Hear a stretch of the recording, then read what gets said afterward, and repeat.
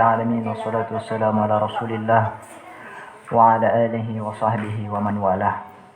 Allahumma salli ala sayyidina Muhammad salatan tahullu biha al-uqad wa tufarriju biha al-qurab wa tuzilu biha ad-darar wa tuhawwinu biha al-umur as-si'ab wa turdika wa turdih wa tarda biha anna ya rabbal alamin.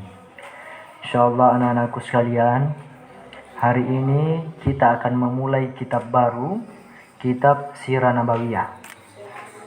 Judulnya Sirah Nabawiyah itu artinya adalah sejarah kehidupan Nabi kita Muhammad sallallahu alaihi wasallam. Judul kitabnya apa? Ufukul Azamah. Bukan. Judul kitabnya Ufukul Azamah Muhammadiyah. Ufukul Azamah Al-Muhammadiyah. Pengarangnya adalah Syekh Abdus Salam Al-Arif Billah, Syekh Abdus Salam Al-Shita. Ufukul Azamah Al-Muhammadiyah. Sudah juga jangan kau taruhkan terus sih. Ufukul Azamah Al-Muhammadiyah.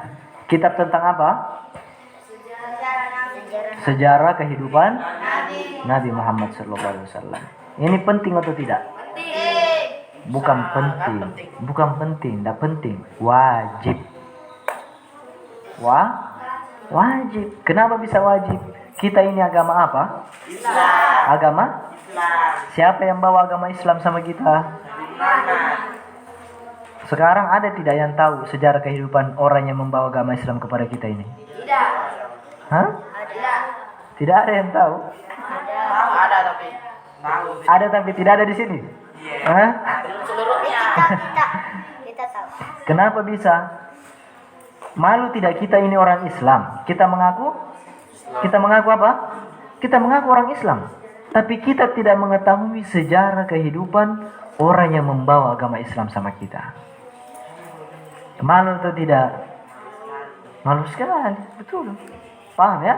Makanya kita mulai hari ini kita akan mempelajari tentang sejarah kehidupan Nabi Muhammad SAW. Siapa yang bersalawat kepada Nabi? Allahumma salli. Ingat apa kaidahnya? Setiap kali mendengar kata Nabi Muhammad SAW harus Kenapa? Karena kata Nabi, orang yang paling bakhil adalah ketika mendengar nama Nabi Muhammad SAW, dia tidak bersalawat. Mau jadi orang paling bakhil? Mau? Tahu apa artinya bakhil? Seke. Orang yang paling pelit adalah orang yang ketika mendengar namanya Nabi Muhammad tetapi tidak bersalawat kepada Nabi Muhammad sallallahu alaihi. Anak-anakku sekalian, sebelum kita masuk, kita mulai mukaddimah dulu ya, pembukaan tentang bahwa kenikmatan terbesar di dalam hidup itu adalah Nabi Muhammad sallallahu alaihi wasallam. Tunggu dulu, tahu apa artinya nikmat? Nikmat punya harta banyak. Iya, begitu ya? Mobil, rumah gitu ya? Nikmat. Kita itu selalu mengartikan nikmat itu seakan-akan nanti banyak hartanya, nanti mewah rumahnya, nanti mewah mobilnya, triliunan uangnya. Bukan cuma itu nikmat. Nikmat itu banyak. Ketika kita bangun pagi-pagi langsung minum air putih, Masya Allah, itu nikmat luar biasa. Hidup kita hidup saja ini, itu hidup kenikmatan yang tidak bisa dihitung. Percaya atau tidak? Percaya. Sekarang begini, siapa? Syarul. Saya kasih uang 11 triliun. Mau tidak? Mau. Tapi setelah dikasih langsung dibunuh. Hah? Mau atau tidak? Ada yang mau di sini? Coba lihat. Coba perhatikan itu hidup. Bagaimana mahalnya itu hidup. Sebanyak apapun kita dikasih uang, kalau ditukar dengan nyawa, tak mau atau tidak? Mending tidak usah. Ya kan? Itu mahal, itu baru hidup. Baru sudah bersyukur belum hari ini? Sudah bersyukur hari ini? Hah? Bersyukur atas apa? Atas nikmat-nikmat yang Allah berikan. Apa artinya nikmat? Nikmat itu kullu syai'in yuqarribuka ilallah. Nikmat artinya adalah segala sesuatu yang mendekatkan Allah.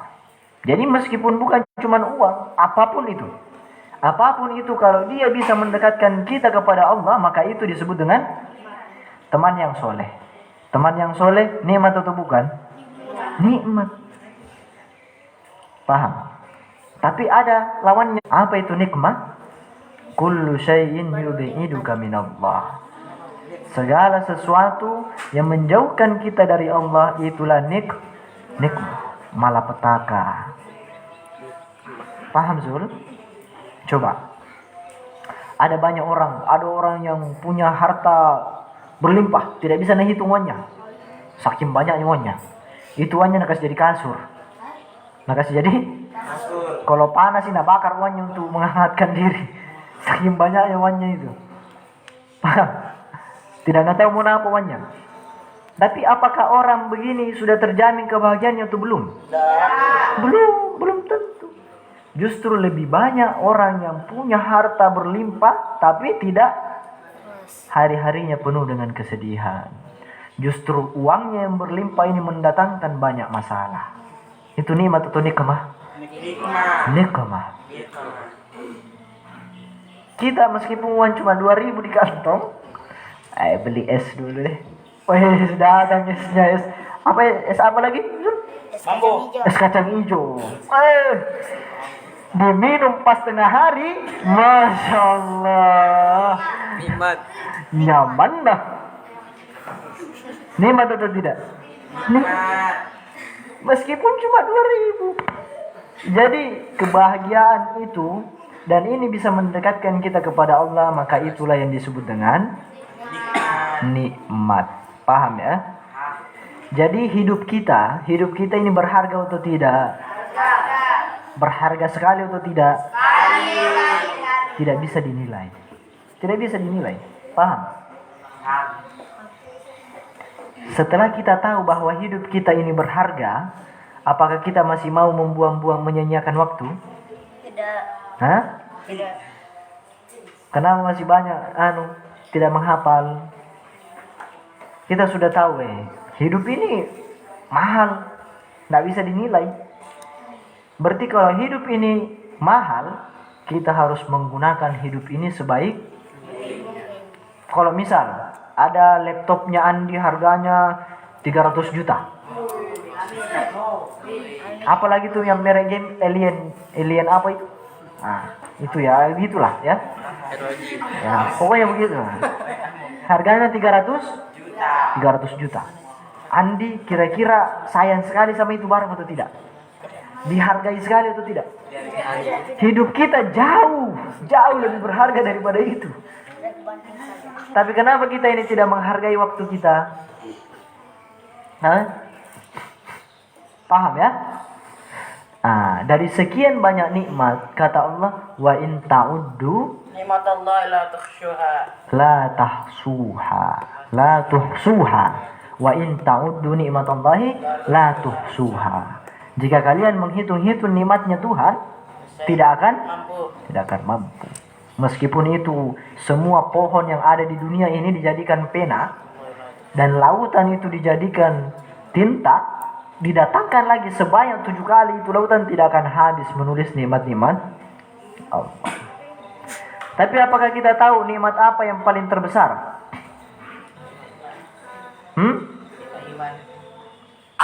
Sebelum kita ke sana kata Nabi, ni'matani maghbunun fihi ma katsirun minan nas.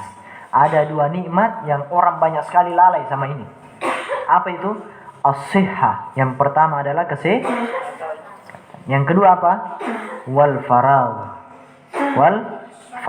Apa itu faragh? Waktu luang. Yang pertama apa? Kesehatan. kesehatan. Ketika kita sehat, baik, seakan-akan tidak akan sakit. Oh, pokoknya sehat terus ini. Tidak mau, kalau sehat gitu, kayak tidak mau sakit. Huh? Dilupa semua, dilupa Tuhan, dilupa. Pokoknya dilakukan apa mau dilakukan. Itu nih masih sehat. Bahkan dilupa kalau kita ini akan mati. Kalau sehat keadaan dilupa itu, seakan-akan kita ini akan hidup selama-lamanya. Toh, kalau sehat gitu, apalagi kalau ada waktu luangnya. Seakan-akan akan hidup di dunia selama-lamanya. Seakan-akan kita itu kalau sehat, ada waktu luang, seakan-akan kita ini cuma dihidupkan tanpa nanti dimintai pertanggungjawaban. Tanpa tanggung jawab. Itu ditanya semua, dari di mana kau habiskan waktumu Ali, Akil? Di mana kau habiskan waktumu asar, dari asar sampai maghrib? Ditanya semua itu nanti. Tapi ketika kita dalam keadaan sehat, dalam keadaan waktu yang senggang, waktunya kosong, seakan-akan tidak akan pernah seakan-akan kita ini Masya Allah hidup selamanya. Begitu? Ada yang bisa hidup selamanya? Ada? Ada? Nanti tidak ada. Nanti itu kita rasa itu bahwa kita kan kalau sakit orang sudah disuntik vaksin. Hah? Jangan kemarin suntik vaksin sakit. Baru ingat lagi Tuhan. Astagfirullah, sakit lagi. Itu pas sehat, Masya Allah, kembali lagi apa ya? Main bola lagi.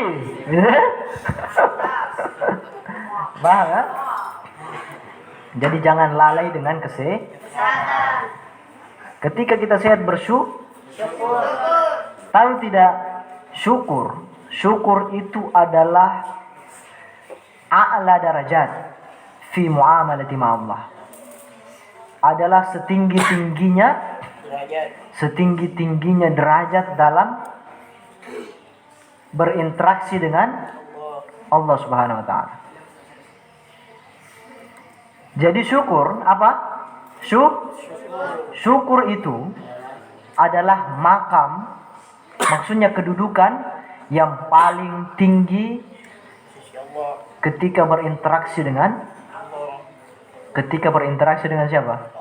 Dengan Allah. Kenapa? Karena orang tidak akan bisa mencapai makam syukur kecuali dia telah melewati makam ridho. Orang ridho dulu baru bisa syukur. Orang tidak akan bisa ke makam syukur kecuali dia telah melewati makam sabar. Itu kan kalau dalam ilmu tasawuf itu kan ada nanti tingkatannya itu. Sabar, apa semua, mujahadatun nafs. Nah, tingkatan yang tertinggi adalah syukur. Kenapa? Karena orang ketika mau syukur harus sabar dulu. Mau syukur harus ridho dulu. Setelah lewat ini semua baru syukur. Dan uniknya, kata syukur ini itu selalu digandengkan oleh Allah dengan semua ibadah-ibadah yang ada. Tidak percaya? Tidak percaya?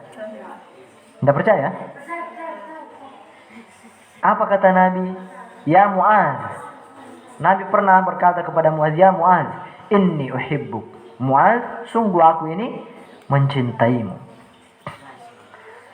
Fala tad'anna dubura kulla salatin illa an taqul janganlah engkau jadikan Mu'adz akhir dari setiap salatmu kecuali engkau mengatakan Allahumma a'inna ala dzikrika wa syukrika wa husni ibadati. Coba Allah menggandengkan salat dengan syukur. Di akhir daripada salat ada syukur. Paham? Puasa apa? Walitukmilul iddata walitukabbirullaha ala ma hadakum la'allakum tashkurun. Puasa akhirnya apa? Syukur. Haji juga begitu. Zakat dan lain sebagainya selalu digandengkan dengan kata syukur.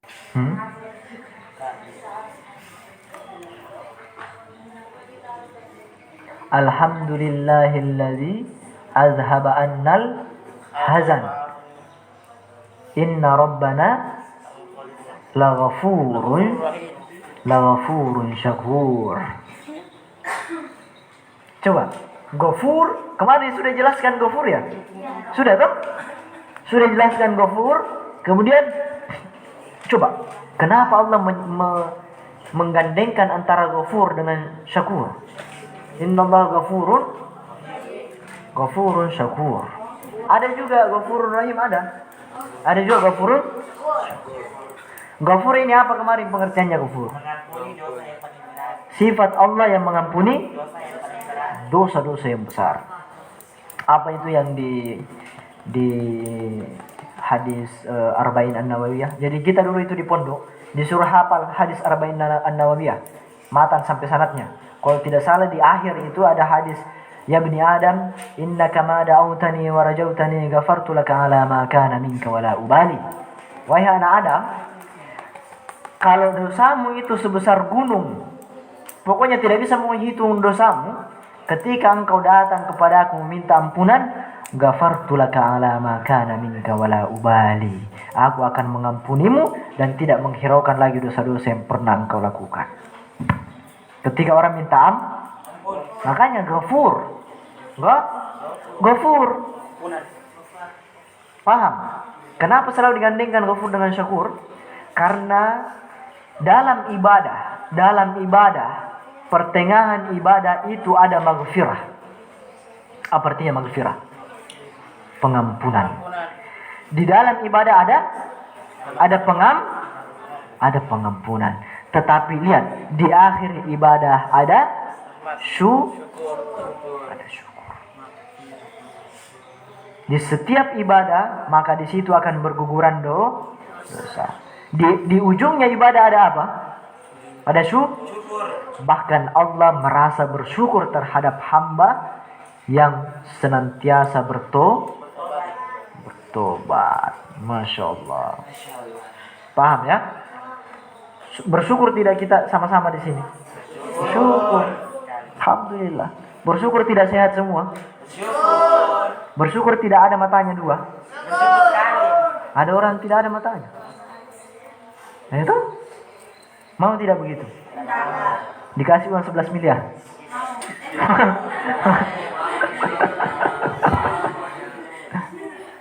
Nah ini saya melihat. Atau dipotong tangannya satu. Mau? Atau kakinya? Ada orang yang lahir lumpuh, cacat. Tidak ada tangannya, tidak ada kakinya. Kita alhamdulillah ada tangan tadi pakai pukul temak. Begitu Deria?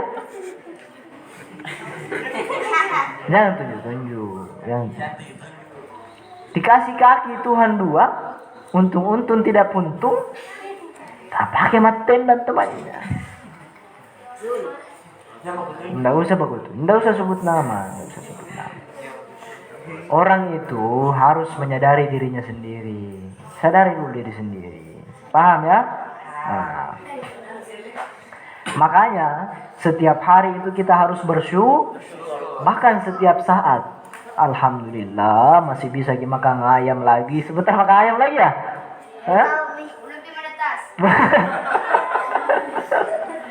Alhamdulillah. Ada orang tidak bisa makan. Tahu gitu. Ada. Bertriliun-triliun uangnya tidak bisa makan. Susunya. Ada penyakitnya. Bukan, ada penyakitnya. Jadi apa? Masuk impus. Ada orang tidak bisa makan nasi. Ada orang penyakit gula. Bayangkan itu, kita masih diambar rata nasi. Alhamdulillah. Bersyukur atau tidak? Bersyukur sekali tuh. Sekali kau bilang. Ada orang banyak uangnya, tapi itu uangnya habis cuma untuk beli oksigen. Iya. Karena kalau mau bernapas harus pakai alat bantu. Nggak bisa bernapas sendiri. Kita ini alhamdulillah. Masya Allah. Bersyukur atau tidak? Apa ya? Alhamdulillah. Alhamdulillah. Masya Allah. Alhamdulillah. Sudah bersyukur hari ini? Sudah bersalawat kepada Nabi? Makan lagi kamu. Masya Allah. Dan tadi. Apa intinya anak-anakku sekalian? Kenapa kita menceritakan kenikmatan-kenikmatan ini? Yang ingin sebenarnya saya sampaikan cuma satu. Tadi sudah tahu bagaimana itu nikmatnya hidup. Bagaimana itu mahalnya itu hidup. Sudah tahu. Bagaimana nikmatnya itu mata, kaki, mulut, semua. Luar biasa nikmatnya tuh. Tapi kenikmatan yang terbesar yang pernah diciptakan Allah Subhanahu wa taala apa? Nabi Muhammad sallallahu alaihi wasallam. Nabi Muhammad sallallahu alaihi wasallam alaihi salatu wassalam. Makanya kita harus baca biografinya. Paham ya? Kitab ini dikarang oleh siapa tadi? Al-Arif Billah, Syekh Abdus Salam Ali Shita. Umurnya itu masih hidup, sampai sekarang masih hidup, sekitar 80-an tahun ke atas. Dan beliau adalah guru saya di Mesir. Beliau berada di Alexandria, namanya Alexandria, Iskandaria. Alexandria itu diambil dari nama Alexander the Great. Siapa itu Alexander the Great? Alexander the Great itu ketika dia masih usia 13 tahun. Siapa usia 13 tahun sini? Ketika Alexander the Great masih usia 13 tahun, belajar kepada Aristoteles. Siapa itu Aristoteles? Filosof ternama di dunia. Masih kecil sudah belajar sama filosof. Ketika umur 18 tahun, sudah mulai menaklukkan imperium-imperium besar. Yunani, Roma. Makanya Alexander itu ada sekitar 70-an kota dikasih nama Alexander. Karena hebatnya ini orang. Namanya Alexander the Great. The Great, apa artinya the Great? Yang paling hebat. Alexander, Syekh Abdus Salam Ali Shita itu tinggal di Alexandria. Dan ini kitab karangannya. Kitab karangan beliau. Judulnya apa judulnya? Ufukul Azama Al-Muhammadiyah. Apa artinya ufuk? Apa ya? Ada yang tahu apa artinya ufuk? Sesuatu di mana ujungnya mata memandang, itulah ufuk. Di mana ujungnya mata memandang, itulah bayangkan semua. Coba bayangkan semua ya. Kita sementara berada di atas gunung. Tapi gunung ini berada di Mekah. Namanya Gua Hira. Tempat wahyu pertama kali itu. Bayangkan kita berada di atas Gua Hira. Kita berada di atas Gua Hira, kita lihat semua itu. Dilihat Mekah, dilihat Ka'bah, Masya Allah. Sudah dibayangkan? Bayangkan saja dulu. Bayangkan saja dulu. Bayangkan berada di atas gunung, bukit Gua Hira. Lihat semua. Lihat kalau malam itu kelihatan lampu-lampunya. Kelihatan lampu-lampunya itu Mekah. Itu Ka'bah, sekitaran Ka'bah itu penuh lampu-lampu, Masya Allah. Mau semua ke sana? Allahumma rzuqna ziyarata baitikal haram.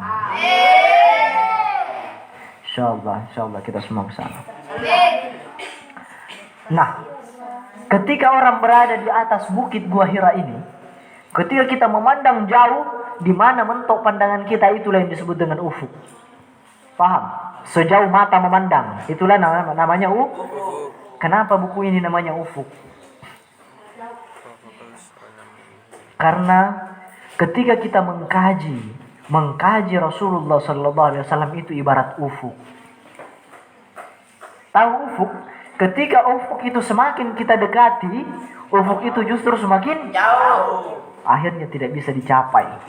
Semakin dekat, jauh terus. Begitulah Nabi Muhammad SAW itu makamnya terlampau tinggi. Terlampau tinggi. Tidak ada yang bisa menggapai makamnya Nabi Muhammad SAW. Makam itu bukan artian adalah tempat, tapi semacam derajat, kedudukan.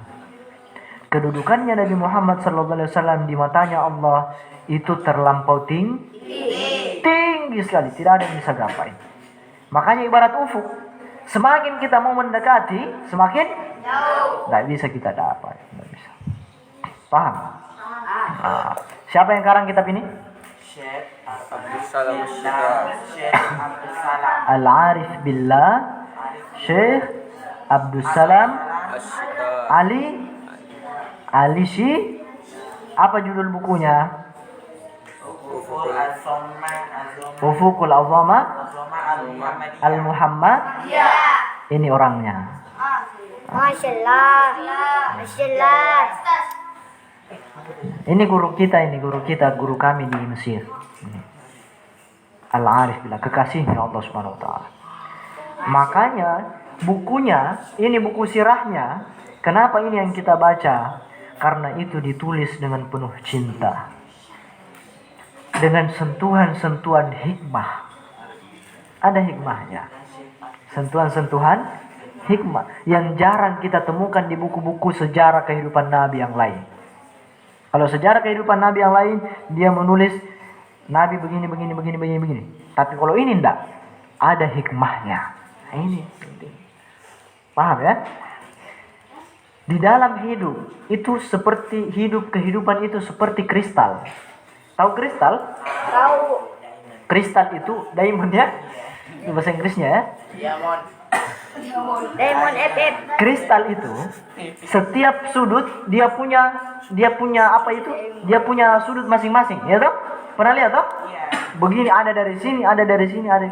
Kehidupan itu ibarat kristal. Banyak sisi-sisinya. Tapi ada satu sisi yang paling mengkilat, yang paling terang benderang. Apa itu? Sisi hikmah. Sisi hikmah. Apa ayatnya lagi itu? Yu'til hikmata man yasha wa man yu'tal hikmata faqad utiya khairan katsira. Barang siapa yang telah diberikan hikmah oleh Allah, maka dia telah diberikan kebaikan yang betul-betul banyak. Itu hikmah. Paham ya? Bismillahirrahmanirrahim. Kita mulai baca kitabnya. Wa bisanadihil muttasil ila al-muallif. Qala al-musannif rahimahullahu ta'ala wa nafa'ana Allah bi ulumihi fid dharain amin. Faslun, kita langsung ke saya singkat-singkat ininya apa yang penting kita ini. Al-faslus tsalits, maqamul mahabbah. Kita berada pada derajat mahabbah. Makam cinta. Makam cinta. Ini dulu yang pertama kita bahas, makam cinta. Apa kata guru kita Syekh Ali Jum'ah? Udkhulu min babil hub. Masuklah kalian melalui pintu cinta. Pintu cinta. Masya Allah. Ketika kita mencintai sesuatu, apakah kita akan tinggalkan itu atau tidak? Tidak. Makanya kita mau masuk dengan Nabi Muhammad SAW ini melalui pintu cinta. Melalui pintu cinta. Paham ya? Cinta sama Nabi atau tidak? Cinta. Cinta sekali atau tidak? Coba kita lihat. Belum selesai tadi cetakannya ya? Oh, ya. Pakai PDF saja dulu ya. Inna mahabbata Rasulillah sallallahu alaihi wasallam aslun min usulil iman. لا ينعقد الإيمان في قلب المؤمن إلا بمحبة صلى الله عليه وسلم التي تؤثر فيها حب رسول الله صلى الله عليه وسلم على حبك لنفسك وأهلك وولدك ومالك وكل ما سواه صلى الله عليه وسلم. فعن أنس رضي الله عنه قال رسول الله صلى الله عليه وسلم لا يؤمن أحدكم حتى يكون الله ورسوله أحب إليه مما سواهما متفق عليه. وعن أنس رضي الله عنه قال رسول الله صلى الله عليه وسلم لا يؤمن أحدكم حتى أكون أحب إليه من أهله وماله والناس أجمعين متفق عليه. Apa artinya? Ini sudah kita jelaskan kemarin di kitab Riyadhus Shalihin, kalau tidak salah ya. Tentang iman, ya. Kitab Sahih Bukhari. Ya. Perkara iman. Coba, apa katanya? Inna mahabbata Rasulillah sallallahu alaihi wasallam aslum min usulil iman. Bahwasanya cinta terhadap Nabi Muhammad sallallahu alaihi wasallam aslun min usulil iman, adalah inti dari keimanan. Inti dari keimanan. La yanaqidul imanu fi qalbil mu'mini illa bi mahabbatihi sallallahu alaihi wasallam. Tidak akan sempurna, tidak akan menjadi imannya orang kalau dia tidak mencintai siapa? Nabi Muhammad sallallahu alaihi wasallam. Sudah sempurna imannya? Belum? Sudah sempurna atau tidak? Bagaimana caranya kasih sempurna? Mencintai itu yang pertama. Karena inti dari iman adalah cinta kepada Nabi. Ala hubbika li nafsika wa ahlika wa walidika wa malika wa kulli ma siwahu sallallahu alaihi wasallam. Sampai-sampai orang tidak dikatakan beriman kalau dia masih mencintai hartanya lebih daripada dia mencintai dia lebih mencintai orang tuanya, dia lebih mencintai anaknya, dia lebih mencintai segala sesuatu selain Rasulullah SAW. Maka dia belum dikatakan paham? Fa'an Anasin radhiyallahu anhu qala, diriwayatkan dari siapa? Anas. Qala Rasulullah sallallahu alaihi wasallam, Rasulullah bersabda, la yu'minu ahadukum hatta yakuna Allahu wa rasuluhu ahabba ilaihi mimma siwahuma. Tidak beriman salah seorang di antara kalian sampai kalian mencintai Allah dan Rasulnya lebih daripada kalian mencintai segala sesuatu selain keduanya. Paham?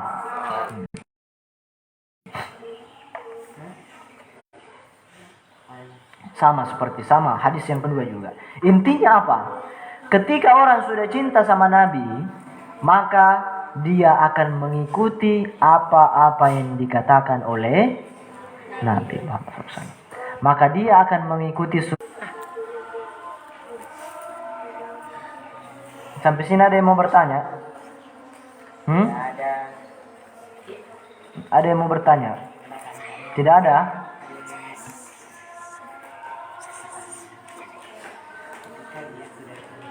Apa tadi?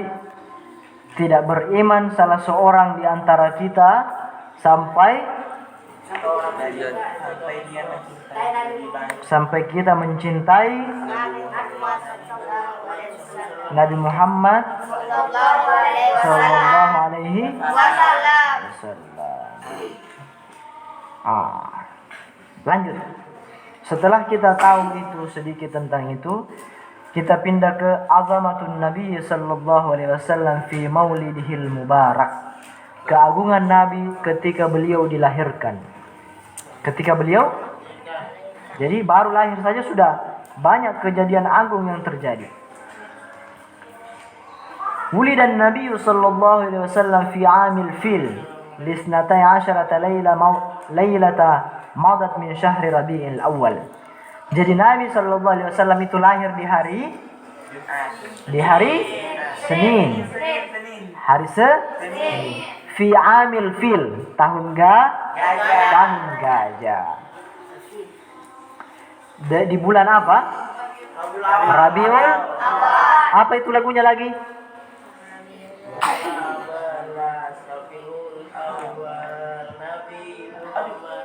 Dilahirkan. Apa lagunya itu?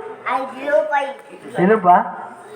Siti Aminah ibunya, Hamzah nama ayahnya, Madinah tempat tinggalnya.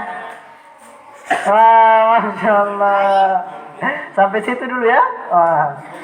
Makanya kita mau tahu.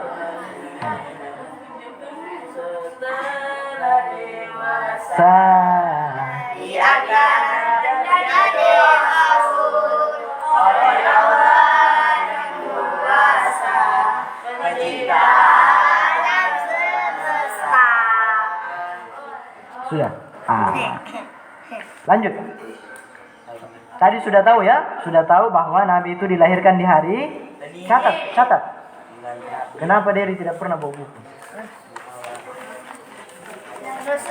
Besok saya tidak mau lihat tidak bawa buku ya. Ini tahun gajah bulan Tahun gajah hari Senin di bulan Rabiul Awal. Walam tajid ummuhu lihamlihi siqalan kama tajidun nisa. Jadi ketika ibunya, siapa ibunya Nabi? Siti Aminah. Siti Aminah. Siti Aminah. Sebenarnya bukan Siti tapi Sayyidah. Sayyidah. Tapi karena orang Indonesia kadang sulit menyebutkan Sayyidah, bergeser menjadi Siti. Siti Aminah. Sudah tahu sejarahnya? Jauh lebih mudah itu. Iya begitu. Sayyidah Aisyah radhiyallahu Sayyidah Aminah radhiyallahu anha. Jadi ketika Sayyidah Aminah mengandung Nabi, sementara mengandung Nabi, itu Sayyidah Aminah itu sama sekali tidak merasa berat. Seakan-akan seperti tidak hamil. Baru dikandung saja sudah ada mujizatnya. Sedangkan orang kalau hamil, besar perutnya, berat sekali nak bawa itu kemana-mana. Paham? Tapi ketika ibunya Nabi yang hamil dan Nabi yang dihamilkan, tidak ada sama sekali rasa berat. Tidak, seakan-akan rasanya tidak hamil itu ibunya. Masya Allah. Nabi berapa bersaudara? Hah? Kenapa ragu-ragu? Satu. Kenapa? Karena ketika Nabi masih di dalam kandungan, ayahnya meninggal. Ketika pulang berdagang dari Syam. Paham ya? Sudah azan ya?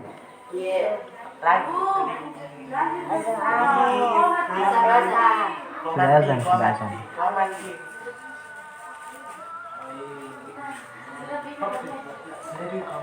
Kama tajidun nisa'u wa ma sya'urat annaha hamalat bihi sallallahu alaihi wasallam.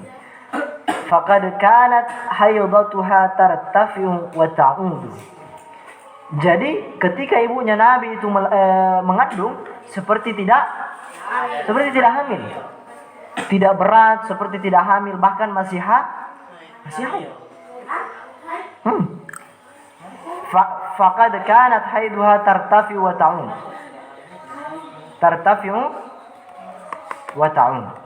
Paham ya? Hatta ataha atin wa hiya bainan naim wal yaqzan. Faqala laha sya'urti annaki hamalti. Kemudian ketika suatu saat, ini kan Sayyidah Aminah dia tidak tahu kalau dia hamil. Hingga suatu ketika ada utusan dari Allah Subhanahu wa taala datang kepada Sayyidah Aminah yang mengatakan kepada Sayyidah Aminah bahwa engkau sedang hamil. Dan Sayyidah Aminah sementara mengandung Sayyidul Mursalin, pemimpinnya para nabi, pemimpinnya para umat, pemimpinnya bagi seluruh golongan. Kad hamalti Sayyidil Anam. Sayyidil Anam.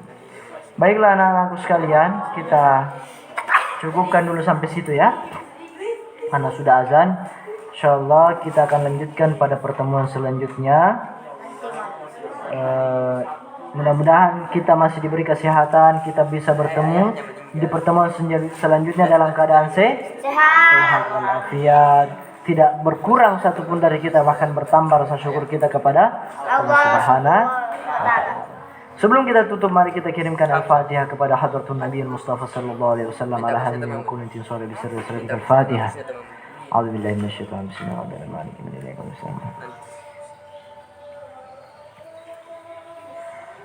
Wa sallallahu alaihi wasallam Muhammad wa ala alihi wa sahbihi wa sallim.